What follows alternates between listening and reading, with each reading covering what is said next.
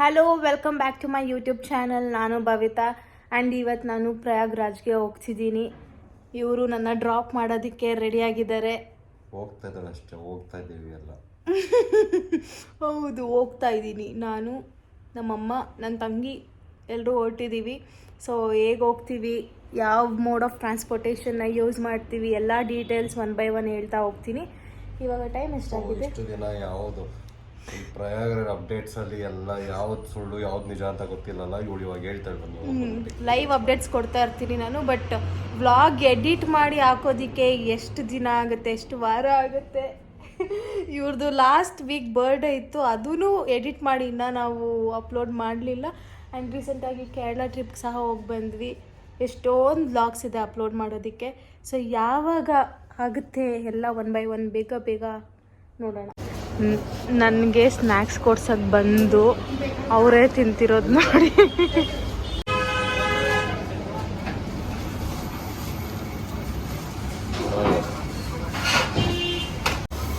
Snacks ಎಲ್ಲ ತೊಗೊಂಡಾಯಿತು.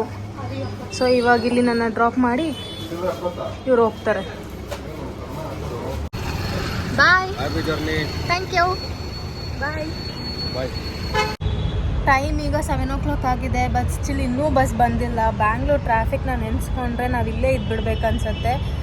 Already ಇಷ್ಟೊತ್ತಿಗೆ ಬರಬೇಕಿತ್ತು, ಇನ್ನೂ ಬಂದಿಲ್ಲ. ಫೈನಲಿ ಬಸ್ ಬಂತು. ಆಲ್ರೆಡಿ ಬಸ್ಸಲ್ಲಿ ಬಂದು ಕೂತಿದ್ದೀವಿ. ಯಾವಾಗ ಇದು ಮಾರತ್ತಳ್ಳಿ ರೋಡ್ನ ಕ್ರಾಸ್ ಮಾಡಿ ಹೋಗ್ತೀವಿ ಅಂತ ಅನಿಸ್ಬಿಟ್ಟಿದೆ. ಬಿಕಾಸ್ ಎಷ್ಟೋ ಹೊತ್ತಿಂದ ಇರೋ ಪ್ಲೇಸಲ್ಲೇ ಇದ್ದೀನಿ.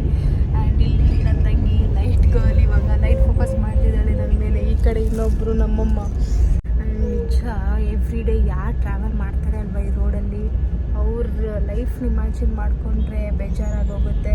ಅಷ್ಟು ಟ್ರಾಫಿಕ್. ಸಿಲುಕ್ಬೋರ್ಡಿಂದ ಮಾರತ್ತಳ್ಳಿಗೆ ಇವರು ಆಲ್ಮೋಸ್ಟ್ 1.5 hour ತೊಗೊಂಡ್ರು ಇವತ್ತು ಬರೋದಕ್ಕೆ. ಆ್ಯಂಡ್ ಇಲ್ಲಿಂದ ಈ ಟಿನ್ ಫ್ಯಾಕ್ಟ್ರಿ ರೀಚ್ ಆಗೋದಕ್ಕೆ ಎಷ್ಟೊತ್ತಾಗುತ್ತೋ ಗೊತ್ತಿಲ್ಲ, ಬಿಕಾಸ್ ಅಷ್ಟು ಟ್ರಾಫಿಕ್ ಇದೆ. ನನಗೆ ಲೈಟಿಂಗ್ಸ್ ಅಂದರೆ ಎಲ್ಲ ತುಂಬ ಇಷ್ಟ ಆಗುತ್ತೆ. ಅದರಲ್ಲೂ ಬ್ಯಾಂಗ್ಳೂರ್ನ ನೈಟ್ ಹೊತ್ತು ನೋಡೋದು ಯಾರಿಗೆ ಇಷ್ಟ ಆಗೋದಿಲ್ಲ. ಅದ್ರ ಜೊತೆ ನಮ್ಮಮ್ಮ ಹಂಗೆ ಪಲಾವ್ ತಂದಿದ್ರು, ಅದನ್ನೇ ಡಿನ್ನರ್ ಅಂತ ಊಟ ಮಾಡಿಕೊಂಡು ಟ್ರಾವೆಲ್ ಮಾಡಿದ್ವಿ. ಇವಾಗ ಸದ್ಯಕ್ಕೆ ಎಲ್ಲಿದ್ದೀವಿ ಅಂತ ಚೆಕ್ ಮಾಡ್ತಾ ಇದ್ದೀವಿ. ನಿಯರ್ ಬೈ ಹೈದ್ರಾಬಾದ್ ಇದ್ದೀವಿ. ಸೊ ಇನ್ನೂ ಎಷ್ಟು ಕಿಲೋಮೀಟರ್ಸ್ ಇರುತ್ತೆ, ಇನ್ನೂ ಒಂದು 1500-1600 ಕಿಲೋಮೀಟರ್ಸ್ ಇದೆ ಅನಿಸುತ್ತೆ. ನೋಡೋಣ ಇರಿ ಇನ್ನು ಎಷ್ಟು ಕಿಲೋಮೀಟರ್ಸ್ ಇದೆ ಇಲ್ಲಿಂದ ಅಂತ. 1172 ಕಿಲೋಮೀಟರ್ಸ್ ಅಂತ ಇದೆ. ಬಟ್ ಇವ್ರು RTO ಅದು ಇದು ಅಂತ 1 hour ನಿಲ್ಸ್ಕೊಂಡು ಬರ್ತಾರೆ. ನಾವೀಗ ಸಿಕಿಂದ್ರಾಬಾದಲ್ಲಿದ್ದೀವಿ. ಫ್ರೆಶ್ ಅಪ್ ಆಗಾಯಿತು, ಬ್ರೇಕ್ಫಾಸ್ಟ್ ಮುಗೀತು. ಸೊ ಇವಾಗ ಇಲ್ಲಿಂದ ಓಡ್ತಿದ್ದೀವಿ. ಬಟ್ ಸಿಕ್ಕಾಪಟ್ಟೆ ಬಿಸಿಲಿದೆ ಇಲ್ಲಿ. ಬಿಸಿಲು, ಅಲ್ಲೋದ್ರೆ ಫುಲ್ ಚಳಿ ಅಂತೆ. ಡ್ರೈವರ್ಸ್ ಎಲ್ಲ ಆಲ್ರೆಡಿ ಹೇಳ್ತಿದ್ದಾರೆ ನಮಗೆ ನೀವು ಫುಲ್ಲು ಕವರ್ ಆಗಿರಬೇಕು, ಬಿಕಾಸ್ ಸಿಕ್ಕಾಪಟ್ಟೆ ಚಳಿ ಇದೆ ಅಲ್ಲಿ ಅಂತ. ಇಲ್ಲಿ ನೋಡಿದ್ರೆ ಬಿಸಿಲು, ಅಲ್ಲಿ ನೋಡಿದ್ರೆ ಚಳಿ. ನೋಡೋಣ ಹೇಗೆ ಅಡ್ಜಸ್ಟ್ ಆಗುತ್ತೆ ನಮ್ಮ ಬಾಡಿ ಟೆಂಪರೇಚರ್ಗೆ, ವೆದರ್ಗೆ ಎಲ್ಲ ಅಂತ.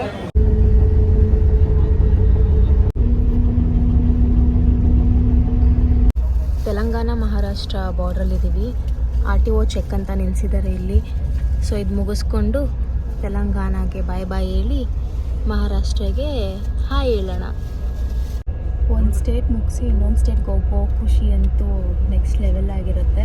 ಸೊ ಇವಾಗ ತೆಲಂಗಾಣ ಕಂಪ್ಲೀಟ್ ಆಗಿದೆ. ನೆಕ್ಸ್ಟ್ ಇನ್ನು ಮಹಾರಾಷ್ಟ್ರಗೆ ಎಂಟ್ರಿ ಅಂತೆ. ಸೊ ಇಲ್ಲಿ ಒಂದು 1/2 hour ಆಯಿತು ನಿಂತು. ಟೈಮ್ 7 o'clock ಆಗಿದೆ. ಆಲ್ರೆಡಿ ಫುಲ್ಲು ಹೊಟ್ಟೆ ಹಸಿವಾಗಿದೆ. ಇದು ಪ್ಲೇಸ್ ಬಂದು ಯಾವುದು ಬೋರಿ ಅಂತ ಒಂದು ಪ್ಲೇಸಲ್ಲಿದ್ದೀವಿ. ಲೈಟ್ಸ್ ಎಲ್ಲ ಆಫ್ ಮಾಡಿದ್ದಾರೆ. ಲೈಟ್ಸ್ ಆಫ್ ಆಗಿದ್ರೆ ಬಸ್ ಯಾವ ಥರ ಕಾಣುತ್ತೆ ಅಂತ ನಿಮಗೆ. ಇಷ್ಟೊತ್ತು ನಾನು ವೀಡಿಯೋ ಮಾಡ್ತಿದ್ರೆ ಲೈಟ್ಸ್ ಆನ್ ಮಾಡಿಕೊಂಡು ಕೂತಿದ್ಲು ನೋಡಿ. ವಿತೌಟ್ ಲೈಟ್ಸ್ ಈ ಥರ ಕಾಣುತ್ತೆ. ನಾನು ಫ್ಲ್ಯಾಶ್ ಆನ್ ಮಾಡ್ಕೊಂಡಿದ್ದೆ ಆಗಲೇ. ಒಂದು ಕ್ವಿಕ್ 10 minutes ಬ್ರೇಕ್ ಅಂತ ಕೊಟ್ಟಿದ್ದಾರೆ. ಸೊ ನಾವು ಬಸ್ಸಿಂದ ಇಳ್ದಿದ್ದೀವಿ. ಒಂದು 10 ನಿಮಿಷ ಓಡಾಡ್ಕೊಂಡು ಹಂಗೆ ಕಾಲೆಲ್ಲ ರಿಲ್ಯಾಕ್ಸ್ ಮಾಡಿಕೊಂಡು, ಏನು ಅಂತ ಟಯರ್ಡ್ ಅಂತ ಅನ್ನಿಸ್ತಿಲ್ಲ. ಬಟ್ ಸ್ಟಿಲ್ ಸ್ವಲ್ಪ ಸ್ಟ್ರೆಚ್ ಎಲ್ಲ ಮಾಡೋಣ ಅಂತ ಇಳ್ದಿದ್ದೀವಿ. ಸೊ ಡ್ರೈವರ್ ಕಳೆದಾಗ ಹೋಗೋದು ಬಸ್ಗೆ ಅಷ್ಟೇ. ನಾನೇನೋ ನಮಗೆ 10 minutes ಬ್ರೇಕ್ ಕೊಟ್ಟಿದ್ದಾರೆ ಅಂತ ಅಂದ್ಕೊಂಡ್ರೆ ಇವರು ಏರ್ ಫಿಲ್ ಮಾಡ್ಸೋಕ್ಕಿಲ್ಲ ಗ್ಯಾರೇಜ್ ಹತ್ರ ನಿಲ್ಲಿಸಿರೋದಂತೆ. ನಾಗ್ಪುರಲ್ಲಿ ಡಿನ್ನರ್ಗೆ ಅಂತ ಸ್ಟಾಪ್ ಕೊಟ್ಟಿದ್ದಾರೆ. ತುಂಬ ಚೆನ್ನಾಗಿದೆ ಇದು ಆ್ಯಂಬಿಯನ್ಸ್. ಆ್ಯಕ್ಚುಲಿ ಓಪನ್ ಡೈನಿಂಗ್ ಇದೆ. ಸೊ ನೋಡೋಣ ಫುಡ್ ಹೇಗಿರುತ್ತೆ ಅಂತ. ಆಲ್ರೆಡಿ ಚಳಿ ಸ್ಟಾರ್ಟ್ ಆಗಿಬಿಟ್ಟಿದೆ ಇಲ್ಲಿ. ಸಿಕ್ಕಾಪಟ್ಟೆ ಕೋಲ್ಡ್ ಅನ್ನಿಸ್ತಿದೆ. ಸೊ ನಾವು ಅಲ್ಲಿಗೆ ಹೋಗಿ ಹೆಂಗೆ ಅನಿಸುತ್ತೋ ಗೊತ್ತಿಲ್ಲ ಇನ್ನು. ಆರ್ಡರ್ ಮಾಡಿದ್ದು ಒಂದು ಹಾಫ್ ಆನ್ ಅವರ್ಗೆ ನಮಗೆ ಡಿನ್ನರ್ ಸರ್ವ್ ಮಾಡಿದ್ರು ಅವರು.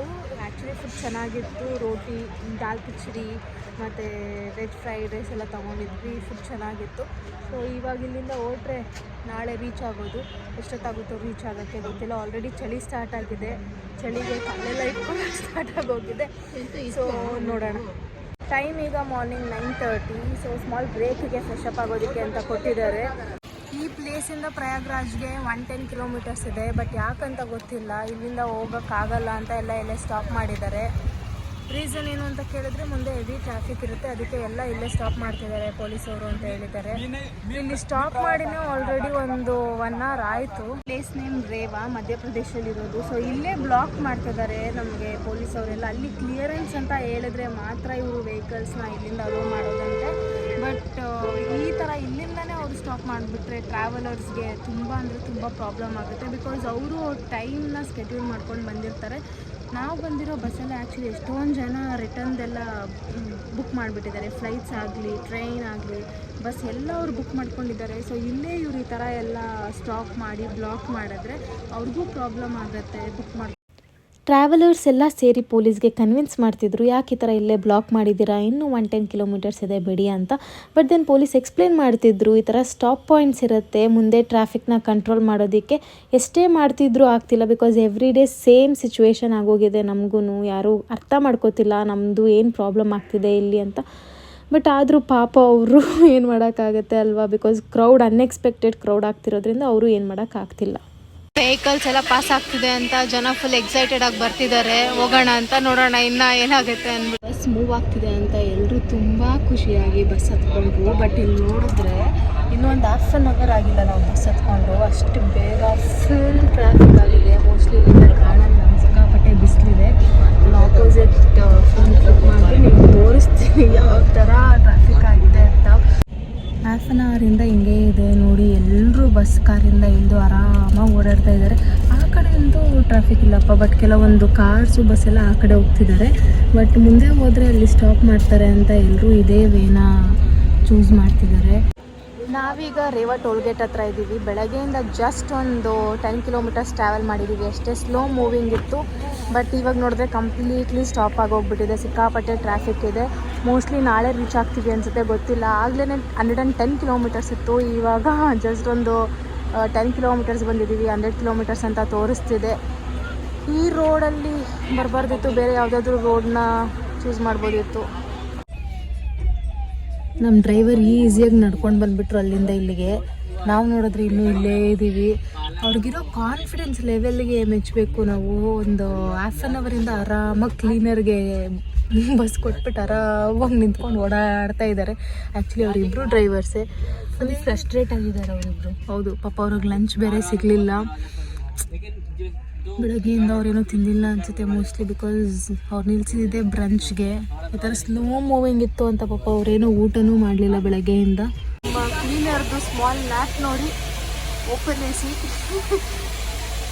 ಸೊ ಗ್ಯಾಪಲ್ಲಿ ಬಸ್ ಓಡಿಸೋದು, ಮಲ್ಕೊಳ್ಳೋದು, ಹಿಂಗಿದೆ ನೋಡಿ. ಡೆಫಿನೆಟ್ಲಿ ನಾಳೆನೇ ರೀಚ್ ಆಗೋದು, 100% ನಾಳೆನೇ ರೀಚ್ ಆಗೋದು. ನಾನು ಆನ್ಲೈನಲ್ಲಿ ಕಾಂಟೆಂಟ್ ಕ್ರಿಯೇಟರ್ಸ್ ಆಗ್ತಾ ಇದ್ದಿದ್ದು ವಿಡಿಯೋ ಎಲ್ಲ ನೋಡಿಕೊಂಡು ಎಲ್ಲ ಟ್ರಾಫಿಕ್ ಇರುತ್ತಾ, ಈ ಥರ ಕ್ರೌಡೆಲ್ಲ ಇರುತ್ತಾ ಅಂದ್ಕೊಂಡೇ ಬಂದೆ. ಬಟ್ ಇಲ್ಲಿ ಬಂದ ಮೇಲೆ ರಿಯಾಲಿಟಿ ನೋಡಿದ ಮೇಲೆ ಆಲ್ಮೋಸ್ಟ್ ಎಲ್ಲ ನಿಜನೇ ಹೇಳಿದ್ದಾರೆ ಅವರು ಅಂತ ಅನಿಸುತ್ತೆ ನೋಡಿ. ಫ್ರಸ್ಟ್ರೇಟ್ ಆಗಿಬಿಟ್ಟು ಜನ ಕಾರಿಂದ ವೆಹಿಕಲ್ಸಿಂದ ಇಳಿದ್ಬಿಟ್ಟಿದ್ದಾರೆ ಆಲ್ರೆಡಿ. ನಾವು ಬರಬೇಕಾದ್ರೆ ಅಟ್ಲೀಸ್ಟ್ ಈ ಕಡೆ ಹಿಂಗೆ ಇದ್ದರೆ ಸಾಕು. ಎಷ್ಟು ಬ್ಯೂಟಿಫುಲ್ ಆಗಿದೆ ಸನ್ಸೆಟ್. ಅಷ್ಟು ಸನ್ಸೆಟ್ ಆಗೋವರೆಗೂ ಬಸ್ಸಸ್ ಮೂವ್ ಆಗಲ್ಲ ಅನ್ಸುತ್ತೆ. ಹೋಗಿ ಇದಾದರೂ ನೋಡ್ಕೊಂಡು ನಿಂತ್ಕೊಳ್ಳೋದು. ನಾವು ಮಾತ್ರ ಬಸ್ಸಿಂದ ಇಳಿತಿರೋದು ಅಂದ್ಕೊಂಡು ಬಂದರೆ ಇಲ್ಲಿ ನೋಡಿದ್ರೆ ಜನ ಸಾಗರನೇ ಇದ್ದಾರೆ.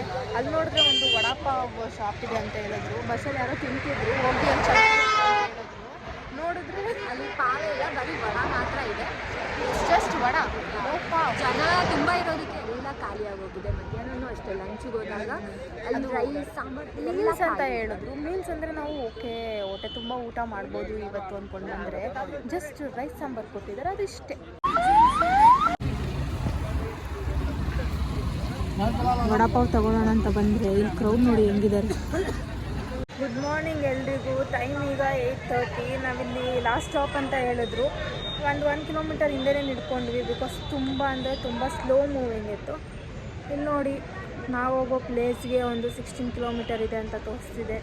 16 ಕಿಲೋಮೀಟರ್ಸ್ಗೆ ಬೈ ವಾಕ್ ಹೋಗಬೇಕು ಅಂದರೆ 2 hours 4 minutes ತೋರಿಸ್ತಿದೆ. ನಾವು ಎಷ್ಟು ಅವರ್ಸ್ ತಗೋತೀವಿ, ಎಲ್ಲೆಲ್ಲಿ ಬ್ರೇಕ್ ಇಟ್ಕೊಂಡು ಹೋಗ್ತೀವಿ, ತೋರಿಸ್ತಾ ಹೋಗ್ತೀನಿ ಬನ್ನಿ.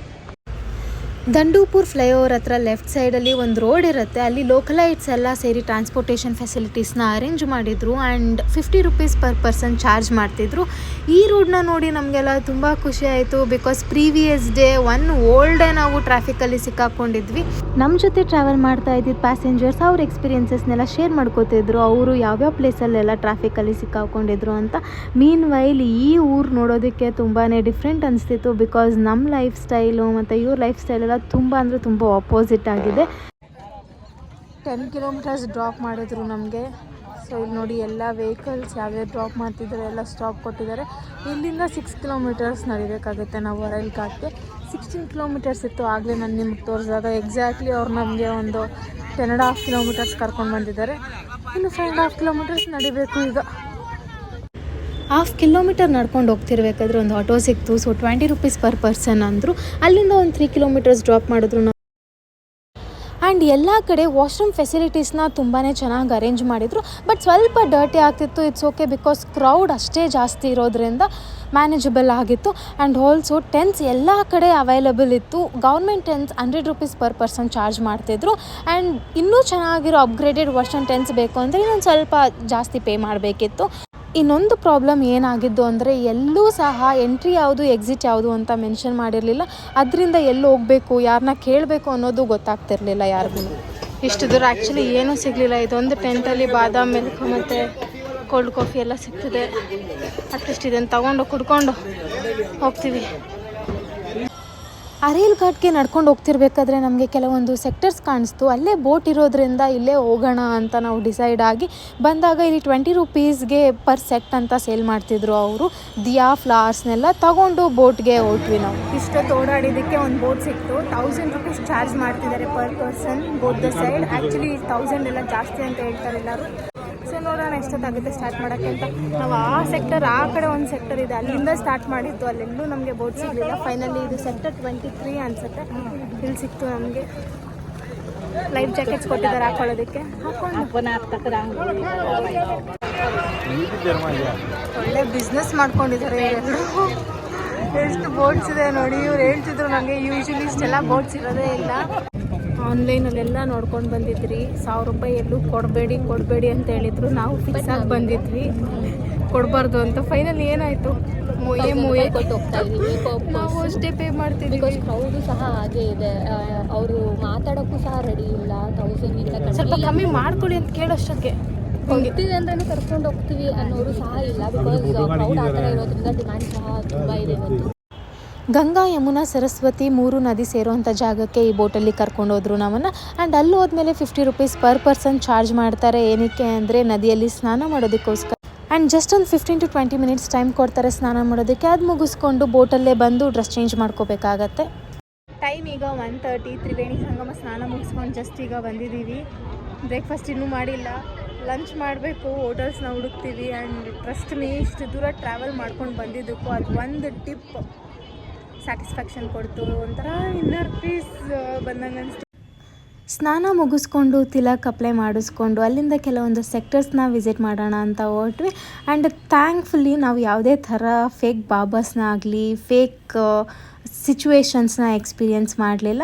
ಆ್ಯಂಡ್ ಲಂಚ್ ಮಾಡೋಣ ಅಂತ ಹೊರಟಾಗ ಯಾವುದೇ ಥರದ ಊಟದ ಫೆಸಿಲಿಟಿ ಇರಲಿಲ್ಲ. ಅದೊಂದು ಎಲ್ಲೋ ಒಂದು ಕಡೆ ಬೇಜಾರಾಯಿತು.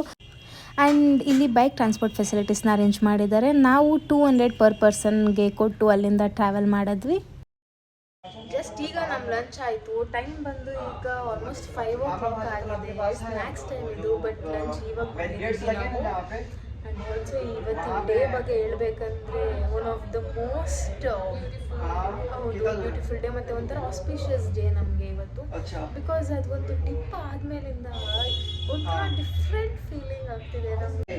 ನಾನು ಇದ್ರ ಬಗ್ಗೆ ಎಲ್ಲ ಓದಬೇಕಾದ್ರೆ ಅವ್ರು ಹೇಳಿದ್ರು ಸನ್ ಮೂನ್ ಮತ್ತು ಜುಪಿಟರ್ ಅಲೈನ್ ಆದಾಗ ರಿವರ್ಸ್ ಮೇಲೆ ತುಂಬ ಅಂದರೆ ತುಂಬ ಎನರ್ಜಿ ಪಾಸ್ ಆಗುತ್ತೆ ಅಂತ. ರಿವರ್ಸ್ ಮೇಲೆ ಇಂಪ್ಯಾಕ್ಟ್ ಜಾಸ್ತಿ ಇರುತ್ತೆ, ಪಾಸಿಟಿವ್ ಎನರ್ಜಿ. ಒಂದಿನ ಎಕ್ಸ್ಪೀರಿಯನ್ಸ್ ಮಾಡಿದಾಗ ಟ್ರಸ್ಟ್ ಮೀ ಅದೊಂದು ವೇರಿಯೇಷನ್ಸ್ ಏನಂತಾರೆ ಫ್ರೀಕ್ವೆನ್ಸೀಸ್ ಅಂತ ಏನಂತಾರೆ ಅದೆಲ್ಲ ಪೀಕ್ ಲೆವೆಲಲ್ಲಿದೆ. ನನಗೆ ಎವ್ರಿ ಇಯರ್ ಕುಂಭ ಅನ್ನೋದು ನಡೆಯುತ್ತೆ, ಬಟ್ ಎವ್ರಿ 6 years ಒನ್ಸ್ ನಡೆಯುತ್ತೆ, ಅದು ಅರ್ಧ ಕುಂಭ ಅಂತಾರೆ. ಆ್ಯಂಡ್ 12 years ಒನ್ಸ್ ಅದು ಪೂರ್ಣ ಕುಂಭ ಅಂತಾರೆ. 12 into 12 ಅಂದರೆ 144 yearsಗೆ ನಡೆಯೋದು ಮಹಾಕುಂಭ. ಎಲ್ಲಿ ನಡೆಯುತ್ತೆ ಅಂದರೆ ನಾಸಿಕಲ್ಲಿ ನಡೆಯುತ್ತೆ, ಉಜ್ಜೈನಲ್ಲಿ ನಡೆಯುತ್ತೆ, ಹರಿದ್ವಾರಲ್ಲಿ ನಡೆಯುತ್ತೆ. So here we end our Prayagraj trip. ಇನ್ನೇನಿರುತ್ತೆ, ಇಲ್ಲಿ ಎಷ್ಟೊತ್ತಿಗೆ ಓಡ್ತೀವಿ ಅಂತ ಗೊತ್ತಿಲ್ಲ ಇನ್ನು ನಾವು. ಆ್ಯಂಡ್ ಟ್ರಾಫಿಕ್ ಸೇಮ್ ತೋರಿಸ್ಬೇಕಾಗುತ್ತೆ. ಆರಾಮಾಗಿ ರೀಚ್ ಆಗೋದು ಇದೇ ತೋರಿಸ್ಬೇಕಾಗುತ್ತೆ. So here I am going to end my Prayagraj blog. So ಯಾರೆಲ್ಲ ನಮ್ಮ ಬ್ಲಾಗ್ಗೆ ಸಪೋರ್ಟ್ ಮಾಡ್ತಿದ್ದೀರಾ, ಥ್ಯಾಂಕ್ ಯು ಸೋ ಮಚ್. ಇನ್ನು ಯಾರೆಲ್ಲ ಸಬ್ಸ್ಕ್ರೈಬ್ ಮಾಡ್ಕೊಂಡಿಲ್ಲ ಪ್ಲೀಸ್ ಸಬ್ಸ್ಕ್ರೈಬ್ ಮಾಡ್ಕೊಳ್ಳಿ. ಇನ್ನು ಇದೇ ರೀತಿಯ ವ್ಲಾಗ್ಸ್, ಇನ್ಫಾರ್ಮೇಷನ್ ವಿಡಿಯೋಸ್ ಎಲ್ಲ ಬರ್ತಾ ಇರುತ್ತೆ. ಸೊ ಸಪೋರ್ಟ್ ಮಾಡಿ ಬಬಿತಾನ. ಬಾಯ್.